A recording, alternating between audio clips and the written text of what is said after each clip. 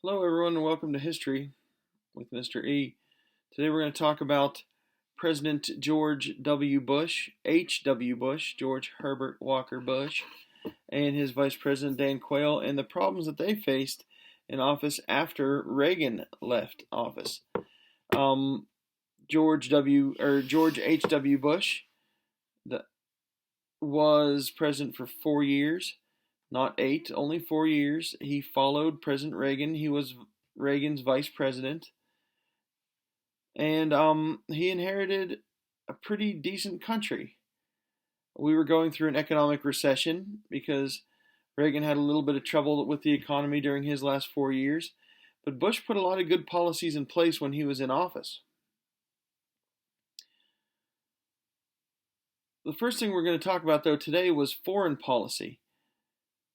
A lot of strange things happened in the world during Bush's 4 years in office. First of all, Chinese communism got messy. Chinese students and workers rose up in a place called Tiananmen Square. 1 million people came to protest. They actually built a giant Statue of Liberty as part of the protest. But sadly, and by no surprise, the Communist Army came in and crushed the protest. Many people were killed and jailed. If you get a chance, look up a YouTube video or news report about Tank Man, a man who stood in front of a communist tank and put his life at risk to stop the protest or the army coming into Tiananmen Square.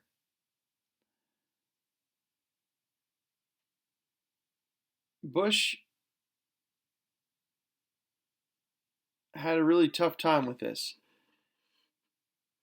He continued with a lot of his policies that Reagan had put forth, even though Congress was against these policies, and he bucked a lot of people and a lot of trends during this time. In Central America, in Panama, Manuel Noriega rose up to power and began to bring tons and tons of drugs into the U.S. And the U.S. had to hunt him down and capture him and put him on trial.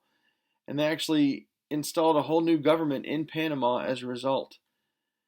In South Africa, the United States had to sanction their economy to discourage racial segregation. Now, most of South Africa is black people, but the small percentage of white people ruled the country and ruled it with racist policies. Those policies were called apartheid. There was a political dissident and terrorist put in prison there named Nelson Mandela. When he was released from prison, even though he had communist ties, he was quickly elected president of South Africa, and he abolished apartheid in 1991. He was hailed around the world as a great peacemaker and leader, although his country kind of fell apart due to his economic and social policies. It was good to end apartheid. It was good to release him from prison, but he wasn't the greatest leader. It's hard to explain. You just kind of had to have lived through it to understand. It was great social change for South Africa, but they still had a lot of political problems. In 1989, the Soviets basically lost their control over the countries of Eastern Europe.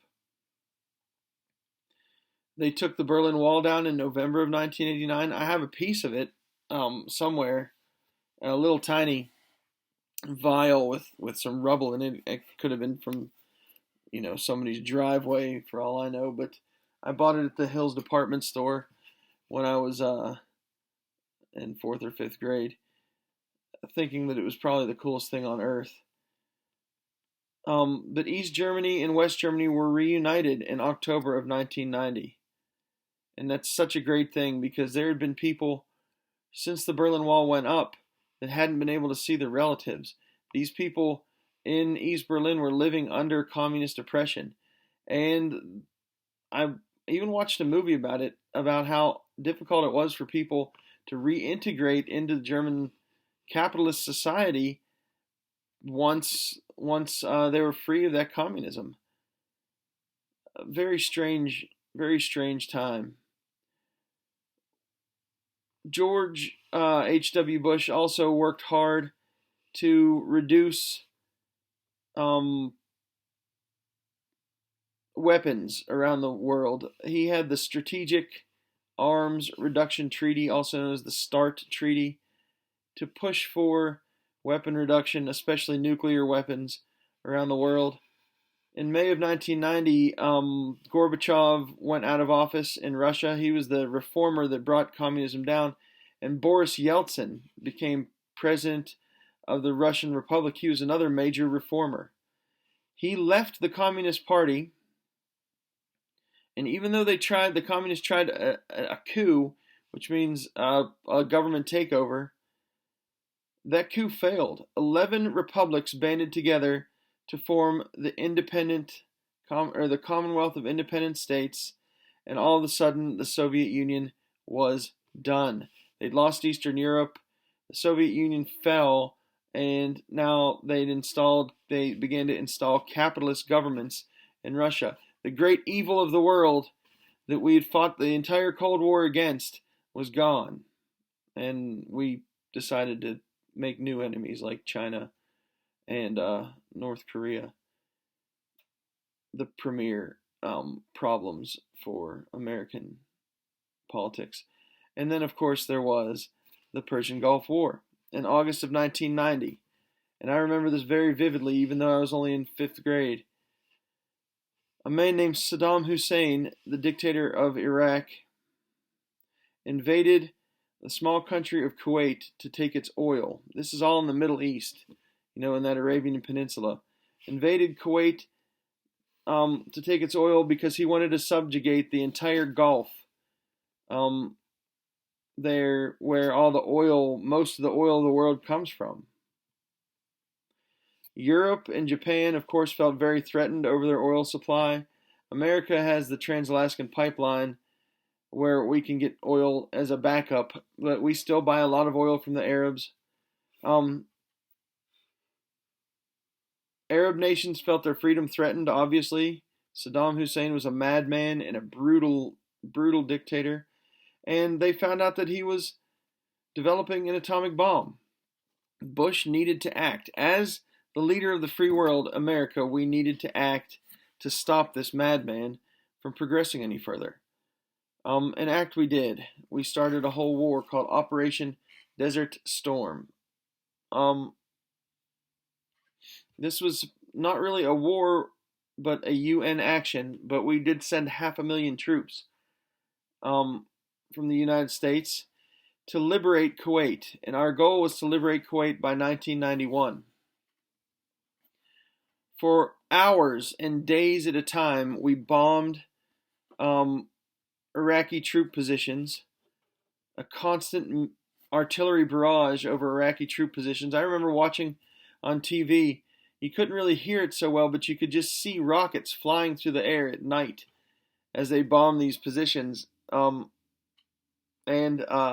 course, we had far, far superior technology when it came to weaponry, and Iraq was way outclassed.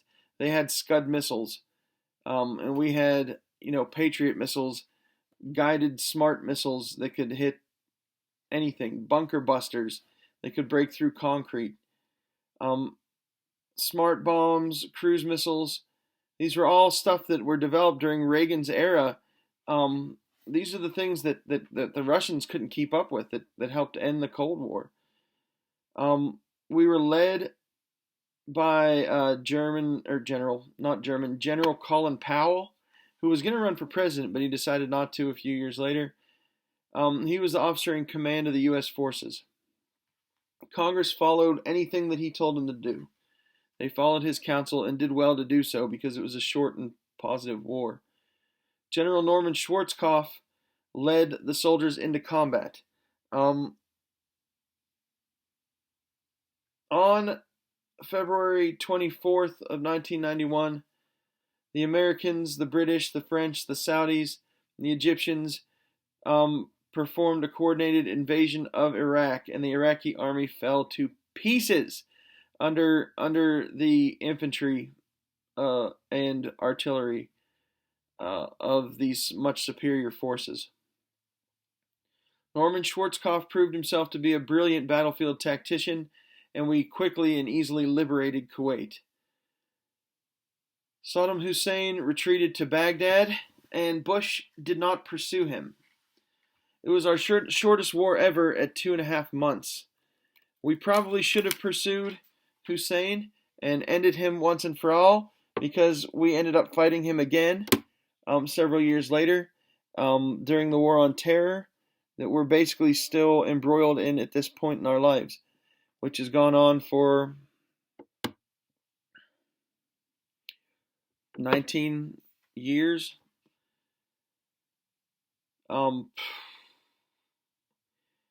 But that basically sums up George Bush's foreign affairs. Now, he should have ended Hussein, but that was a very successful war nonetheless. It was everywhere in the media. It was one of the great, big, giant media wars that you saw everything about on television. They had foreign correspondents that you could watch the war as it happened. It was a strange time, especially as a 5th grader looking down and watching the whole thing. But as an American, you felt invincible. We were so far superior to these Iraqi troops. It was ridiculous. But moving on, let's talk about domestic affairs. George Bush wanted to install a new justice of the Supreme Court, and he named Clarence Thomas. But there was a lot of controversy because one of his former staff members, or maybe not even a staff member, but a female, complained about sexual harassment by Clarence Thomas. The hearings were all over television. I was in 5th or 6th grade when this happened. I remember watching the hearings one night. We were visiting my grandma in the nursing home. She had been hurt in a fall down the stairs and couldn't live with us anymore. It was a terrible time in our lives. But we went to visit her in the nursing home, and Dad was talking to her, and they had a little television in the room, a little 19-inch TV. It was about as big as a computer screen, and it was just running the news the whole time, and they were watching or showing these Clarence Thomas trials, and it was just a miserable thing.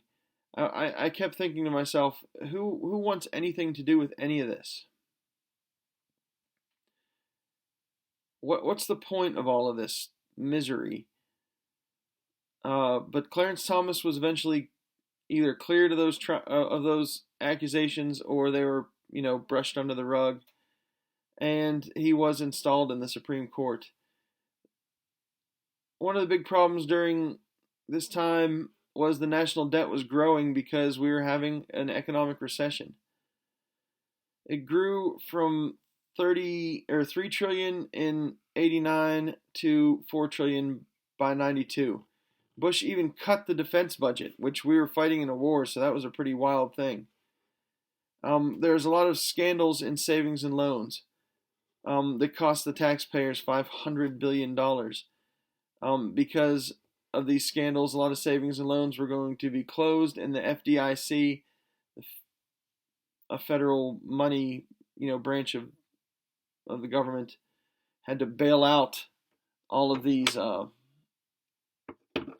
savings and loans because of these scandals. Bush had to raise taxes to work off of some of this debt. Part of his campaign had been that he wouldn't raise taxes or add new taxes, and the media got ticked off about it. They created a crisis. It made it sound like the economy was in much, much worse shape than it was. Bush installed a ton of great policies while he was in office. But then the election of 1992 rolled around, and Bush was up for re-election. And Bill Clinton was his opponent in the Democratic Party, and there was a little guy named Ross Perot with a big nose and huge ears, from Texas. He was a rich man, and he decided he wanted to run for president. Early in his campaign, somebody had made threats to kill his wife. Now think about this. Who makes threats to kill people in the American political system? Oh yeah, Bill Clinton. Nobody can verify who made those threats to kill his daughter, not his wife, his daughter. But it's thought that, or by us in the conspiracy theory world, that the Clintons had threatened to kill Ross Perot's daughter in order to get him to drop out of the race, which he did. But then, shortly thereafter, they withdrew those threats. But Bush had won, of course, since he was the incumbent, had won the nomination for the Republican Party. So Perot was out of the race. Except they encouraged Perot, whoever his advisors were, encouraged him to run as an independent. And what have we talked about so many times in this class? If there is a strong third party, whichever party he is more closely associated with will split, and the other party, the final party that's left over, will inevitably win the election, even if it's not by popular vote. And that's exactly what happened. That third party, the Ross Perot independent ticket, stripped a lot of votes and split the vote away from the Republican Party, and the Democratic Party was able to weasel in on a non-popular vote. You know, he didn't win the popular election, but he had enough electoral college votes to win. And Bill Clinton weaseled his way into his first presidency and rode that presidency, rode George Bush's financial policies to great success throughout the 90s.